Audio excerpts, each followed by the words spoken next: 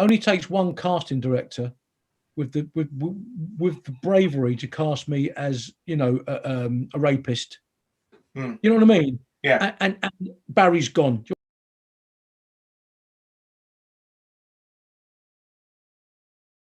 I mean, your home life, was there anything in your home life that kind of set the scene for quizzing? Because a lot of the work that you did, jobs you didn't, wouldn't have really indicated you'd turn out to be a really good quizzer as well as an actor and performer.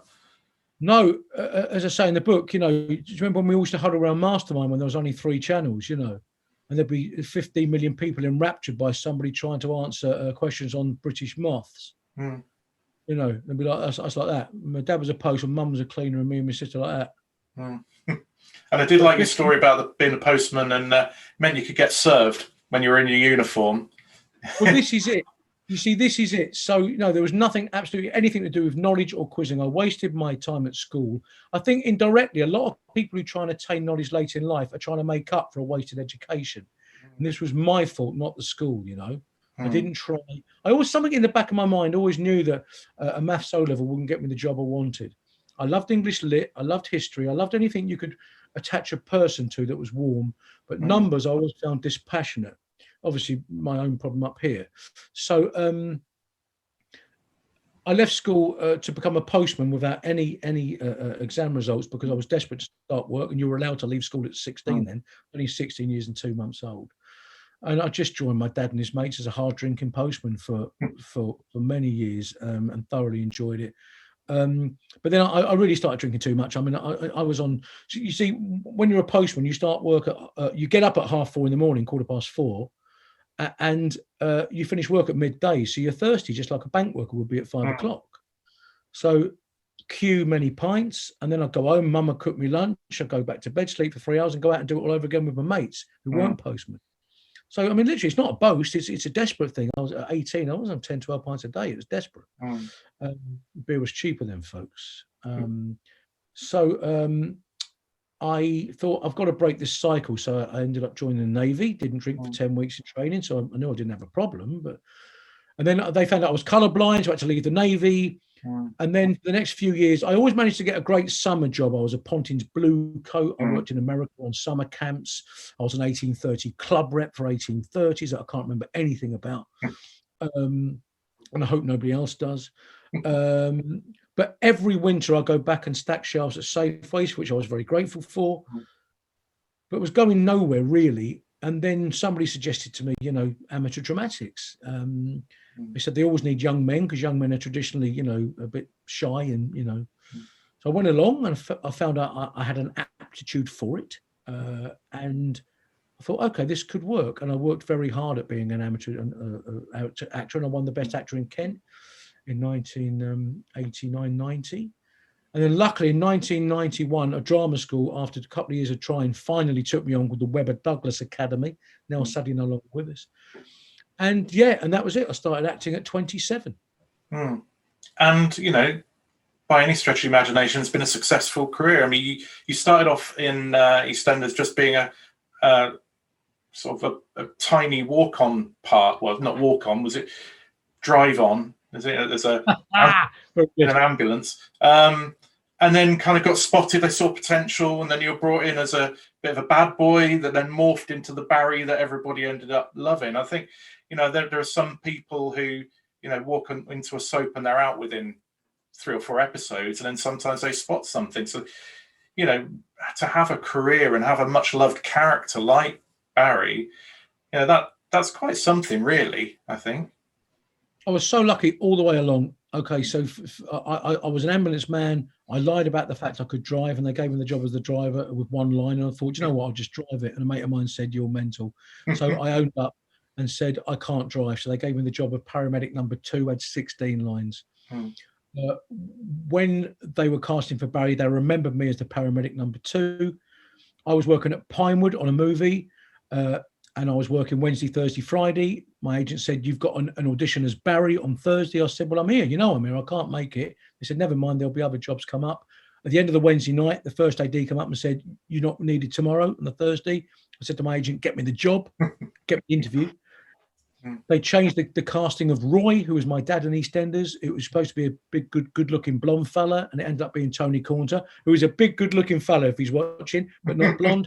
I got the job because Tony looks more like me than my own dad. So 3 big things there all came together. Then I joined as Barry. They wanted him to be a villain. I set fire to the car lot. I gave Cindy the number of the hitman that shot Ian Beale. I got sent to prison. And then I think all my comic thing always shone through. I could never be an out-and-out baddie, really. So when a character called Nigel left, it was the resident comic.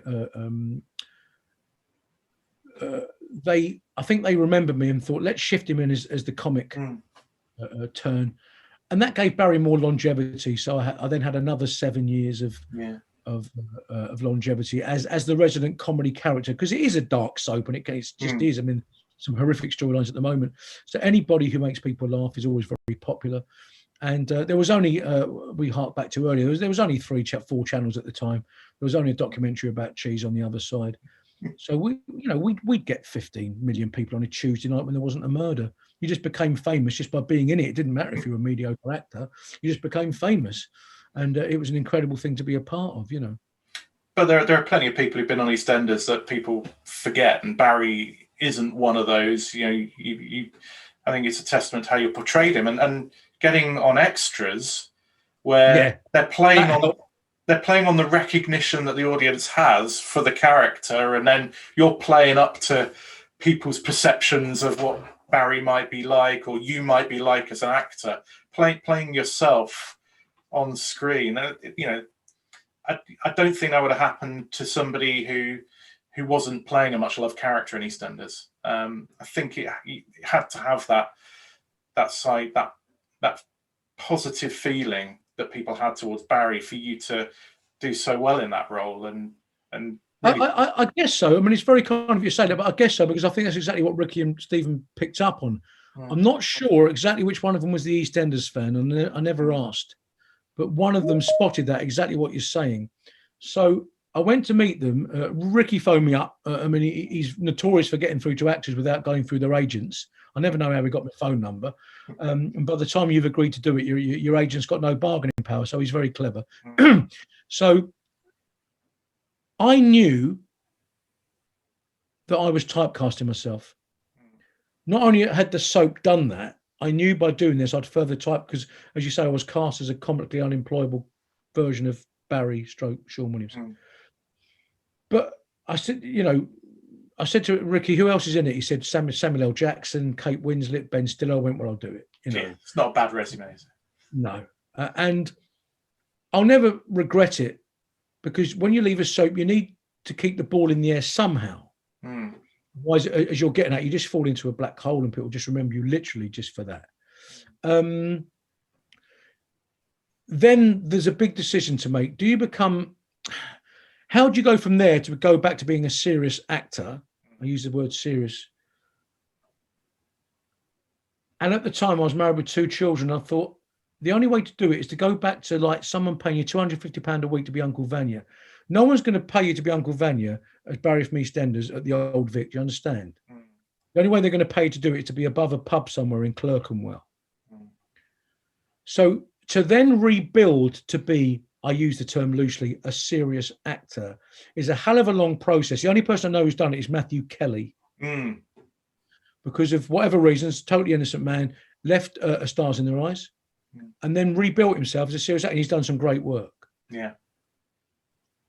And what I've done through choice and necessity, I've become a sort of television personality, which isn't what I'd have set out to do. But at the end of the day, I would I change a thing? I don't know, but it's where I am at the moment. I'm catnip for chat shows and Loose Women and things like that. And saw you on Packed Lunch this week. There you go. Yeah. Look, I never knew that I'd be singing in front of Kim Wilde and her dad when I had a poster of her on my wall in 1982. So there's so much fun to be had. Yeah. I went five go barging. I was on a barge with Lord John Prescott and Michael Burke. I had Lord John Prescott bring me a cup of tea at 8 a.m. They're life experiences, you know what I mean? Even Big Brother, which I know is crap for an actor to go on. I needed it to get remarried and pay my tax bill. what an experience. You know, who else has gone through that for 23 days? When you're on your deathbed, you know, you're not worried about just playing one character on a soap and paying your tax. You know, I've done a lot of different things, but I realise that it's taken me further and further away all the time. No one's going to cast me as the next, you know, Maigret. Or you understand what I mean? Yeah, yeah. But I guess when you think about the people like Matthew Kelly, they have a period out of the spotlight and then come back doing something completely unexpected. And that's the point at which people have a revelation. They think, my perception of you is confounded. And actually, the typecasting can be blown away. But I guess you've got to find that right role. I always say, forgive me for saying this on your podcast, but I mean it.